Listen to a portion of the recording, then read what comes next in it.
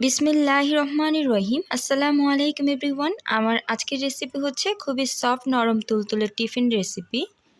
এই টিফিনগুলো আপনারা মাত্র 5 মিনিটে কিন্তু তৈরি করে নিতে পারবেন। তৈরি করা যেমন সহজ, খেতেও কিন্তু ভীষণ মজাদার হয়ে থাকে। এই নাস্তাগুলো উপর থেকে হালকা ক্রিস্পি আর ভেতর থেকে অনেক বেশি ফ্লাফি এবং সফট। এই নাস্তাগুলো কিন্তু আপনারা তৈরি করে বাচ্চাদের টিফিনে অথবা সকাল বিকালের নাস্তা ট্রাই করতে পারেন। তো আমার রেসিপিটি ভালো লাগলে অবশ্যই চ্যানেলটিকে সাবস্ক্রাইব করবেন আর অবশ্যই একটি লাইক করবেন। তো আর কথা না বাড়িয়ে চলে যাচ্ছি মূল রেসিপিতে। এই মজাদার টিফিনটি তৈরি করার জন্য প্রথমেই আমি নিয়ে নিচ্ছি এখানে 1.5 কাপ পরিমাণে ময়দা। তবে ময়দার পরিবর্তে এখানে আটা ব্যবহার করা যেতে পারে, তবে ময়দাটা নিলে এর টেস্টটা ভালো আসবে। এখন ময়দাটাকে খুব ভালোভাবে একটু চালনির সাহায্যে চেলে নিচ্ছি, এতে করে ভেতরটা অনেক বেশি ফ্লাফি হবে। এখন ময়দাটাকে এক সাইড করে ঠিক মাঝ বরাবর একটু জায়গা করে নিচ্ছি। এখন এর মধ্যে বাকি উপকরণগুলো দিয়ে দিব। প্রথমে দিয়ে দিব 1/2 টেবিল স্পুন ইস্ট, আমি এখানে ড্রাই ইস্ট দিয়েছি। এখন দিয়ে দিব 2 টেবিল চামচ পরিমাণে চিনি, তবে চিনির পরিমাণটা আপনারা চাইলে বাড়িয়ে দিতে পারেন। এরপর দিয়ে দিব স্বাদ অনুযায়ী লবণ, আমি এখানে 1/2 টেবিল স্পুন লবণ দিয়েছি। 1 টেবিল চামচ পরিমাণে গুঁড়া দুধ, 1/2 টেবিল স্পুন দিয়ে দিব বেকিং পাউডার। এরপর কুসুম গরম পানি দিয়ে নেড়েচেড়ে একটা স্প্যাচুলার সাহায্যে একটু মিক্স করে নিব। তবে আপনারা অবশ্যই এই কাজটা হাতের সাহায্যেও করে নিতে পারেন। নেড়েচেড়ে কিছু সময় এরপর আমি হাতের সাহায্যে এই খামিটাকে খুব ভালোভাবে একটু মেখে নিব। এই খামিটাকে একটু খুব সুন্দরভাবে মেখে নেবেন, এতে করে আপনাদের নাস্তাগুলো খুব সুন্দর হবে। যদি হাতের মধ্যে খুব বেশি একটা লেগে আসে তাহলে চাইলে এখানে আপনারা হাতের মধ্যে সামান্য পরিমাণে তেল অথবা ঘি লাগিয়ে নিতে পারেন। আমি খুব ভালোভাবে এই খামিটাকে মেখে নিয়েছি, আর খামিটা এরকমই স্টিকি করে তৈরি করতে হবে। এখন এই খামিটাকে ঢেকে রেখে দিব প্রায় 20 মিনিটের মতো। আর 20 মিনিটের মধ্যেই কিন্তু এটা ফুলে যাবে, তবে আপনাদের হাতের কাছে সময় না থাকলে এটাকে 10 মিনিটও রাখতে পারেন।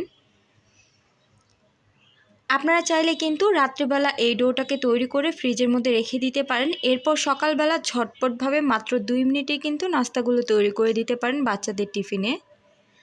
এখন এটার ভেতরে থাকা গ্যাসটাকে বের করে নিব এবং খুব ভালোভাবে এটাকে আবারও একটু মেখে নিব। আর আমার রেসিপিটি আপনাদের কাছে কেমন লেগেছে অবশ্যই আপনাদের মতামত নিচে কমেন্ট বক্সে কমেন্ট করে জানাবেন এবং প্লিজ একটা লাইক করবেন।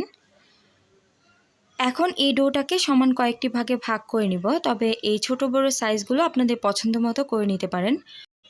আপনারা যদি এগুলোকে একটু ছোট সাইজ করে কাটেন তাহলে কিন্তু এই নাস্তাগুলো একটু ছোট হবে, আর বড় করে কাটলে বড় হবে। তবে আপনাদের পছন্দ মতো আপনারা কেটে নেবেন। এখন আমি সমান কয়েকটি ভাগে ভাগ করে নিয়েছি, আর প্রত্যেকটা ভাগকে সমান করে খুব সুন্দরভাবে একটু মসৃণ করে গোল করে নিব।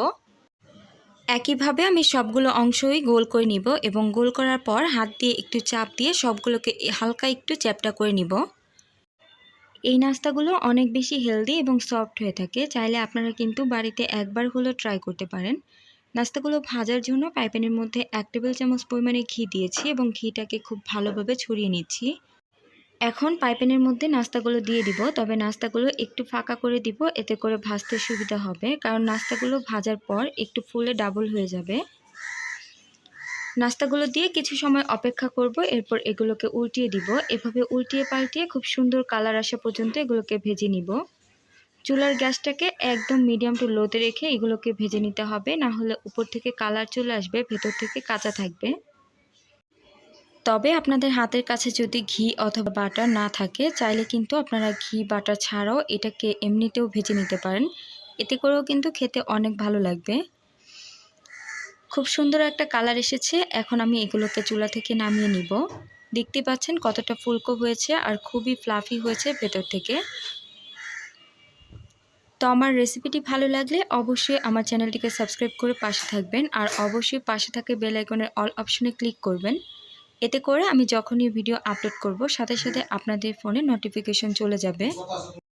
আশা করি দেখেই বুঝতে পারছেন নাস্তাটা কতটা পারফেক্ট হয়েছে। এই নাস্তাগুলো তৈরি করার পর অনেক সময় পর্যন্ত এরকমই সফট এবং ফ্লাফি থাকবে। আমার চ্যানেলে আরও বিভিন্ন ধরনের নিত্য নতুন রেসিপি দেওয়া আছে, চাইলে ঘুরে আসতে পারেন। তো আজকে এই পর্যায়ে সবাইকে অসংখ্য ধন্যবাদ জানিয়ে বিদায় নিচ্ছি। আল্লাহ হাফিজ।